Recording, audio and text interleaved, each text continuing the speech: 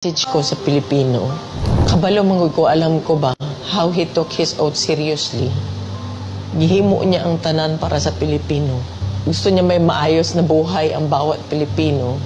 Gi-make sure niya na ang mga tao maka-avail sa medical assistance when he was president. Gi-make sure niya na before mulanding ang bagyo, naana siya dito, mag-una na siya dito. Katong sa Marawi, gi-make sure niya mabala ang kagubot. Even sa iyang katigulangon, naningkamot yun siya. Katong siya naglingkod na presidente. Miski nakapoy siya, wala mo kabalo na during the time na pandemic, almost failing na iyang health. Pero gusto gito niya mag-cabinet meeting pa rin. He does not care kung magka-COVID siya. He doesn't deserve this kind of treatment. Di naman gani, gusto na siya mo trabaho. Di na gusto mo dagan ng papolitika. Ang tao lang si pamugos niya. Kinakatila mo sa kind of leadership na iyang ihatag. You may find his mouth very foul. Masulti siya o kuan. Igo naman siya mangisog.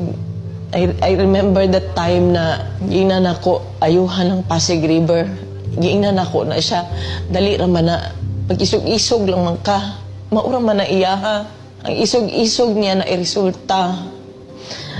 Ngayon, nag-inabuso na siya during sa iyang presidency. Wala nag-abuso. Wala ngawat. Ipakubaba siya, miski presidente na siya.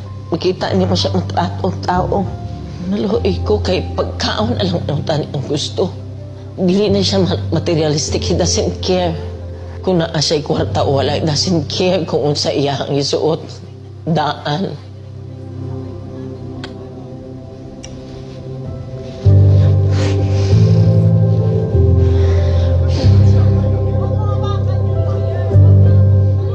Wala ko kapalong sa akong pagtabang. Kasi kaluoy na lang ang tao. Kaluoy na lang. Abuso.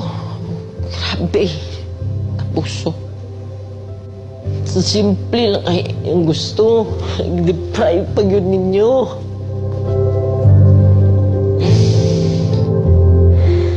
Simple lang kayo ang gustuhan na.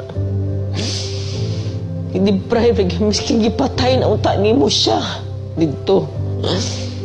Kidnap ninyo. Mag-80 years old na siya. Kabalo mo ko sa iyang health. Wala tanan. Wala gani medisina. Kagikan mi sa Hong Kong. Good for 3 days lang iyang dala. Pati sa nina. Tapi abuso.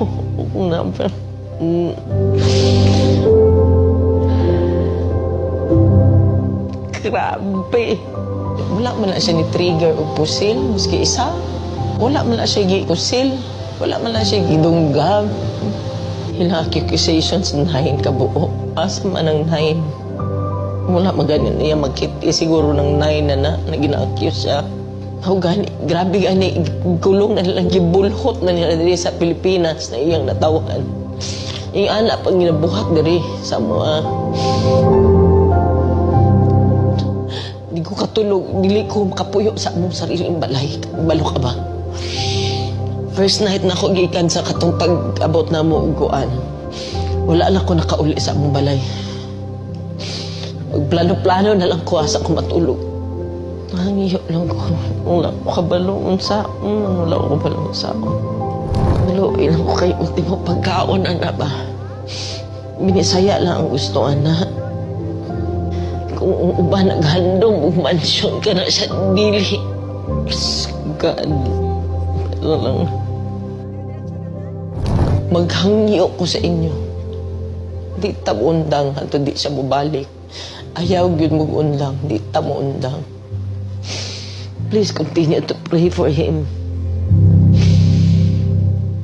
And for us, nga maunsa na mo ni. Tabang, Pilipino, tabang.